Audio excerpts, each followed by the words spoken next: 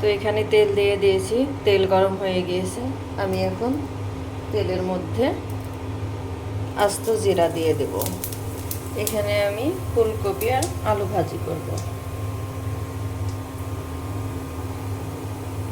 তারপরে দিয়ে দিলাম হচ্ছে কাঁচামরিচ, রসুন কুচি আর পেঁয়াজ।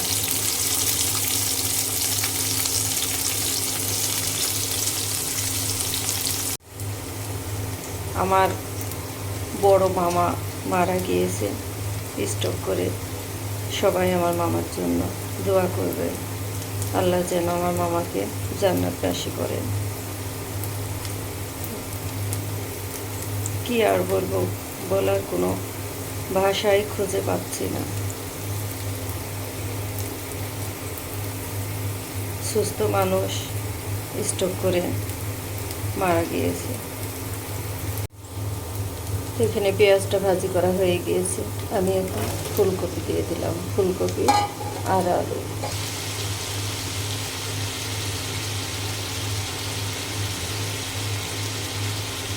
ভাবলাম যে ভিডিও করব না, শেয়ার করব না, তারপরে আবার ভাবলাম যে না, করি, শেয়ার করি।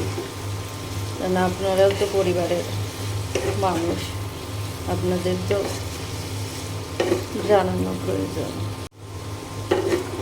একটা জায়গায় কাজ করি, ভালো মন্দ খারাপ সব কিছুই আপনাদের সাথে বলি।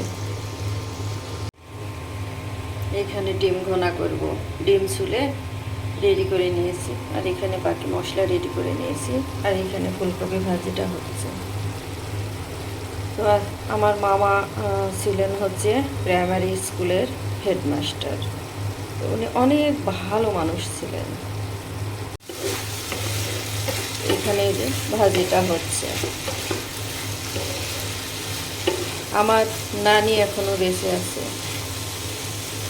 আমার নানির 10টা না 12টা সন্তান হয়ে হয়ে মারা যাওয়ার পরে আমার বড় মামা, তাহলে কত আদরের সন্তান। আজকে মা বেঁচে আছে, সন্তান পৃথিবী থেকে চলে গেল। তারপরে বড় মামা হওয়ার পরে তারপরে আমার মা, তারপরে আমার আর একটা ছোটো মামা, তারপরে আর একটা ছোটো খালা। ওরা অনেক ছোট, কিন্তু আমার মা আর আমার বড় মামা একদম পিটাপিটি হয়েছে, মানে পরপরই হয়েছে আর কি। তো মার তো 2 চোখ অপারেশন করে নিয়ে আসছি ঢাকার থেকে। মা যে হাউ হাউ করে কাঁদবে সেটাও সে করতে পারছে না, কিন্তু ঠেকাইতেও পারছে না। জানি না মার চোখের কী অবস্থা হবে, আল্লাহ ভালো জানে। ভাই, ঠেকাবই কীভাবে, কীভাবে বলবো। ফুলকপি ভাজি হয়ে গিয়েছে, নামিয়ে নিয়েছি। আর এখানে তেল দিয়ে দিলাম, গরম হচ্ছে। আমি ডিম ঘোনা করব। তেল গরম হয়ে গিয়েছে, আমি একটু হলুদ দিয়ে দিলাম। তারপরে দিয়ে দেবো ডিম। আমি এক কাপড় ভিডিও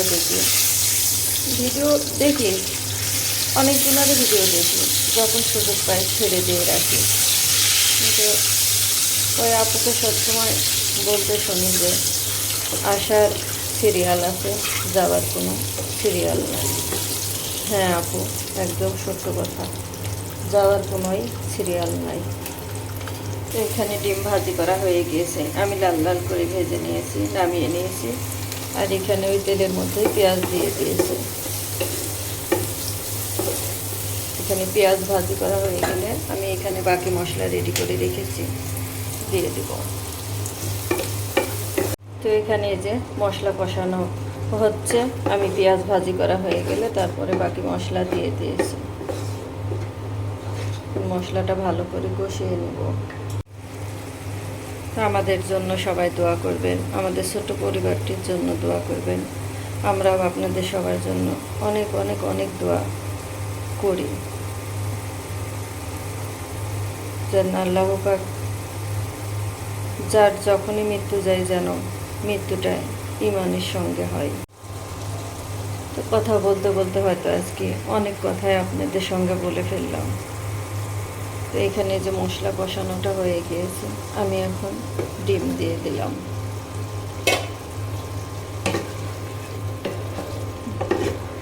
কথার মাঝে যদি কোনো ভুল ত্রুটি থাকে অবশ্যই ক্ষমার দৃষ্টিতে দেখবেন।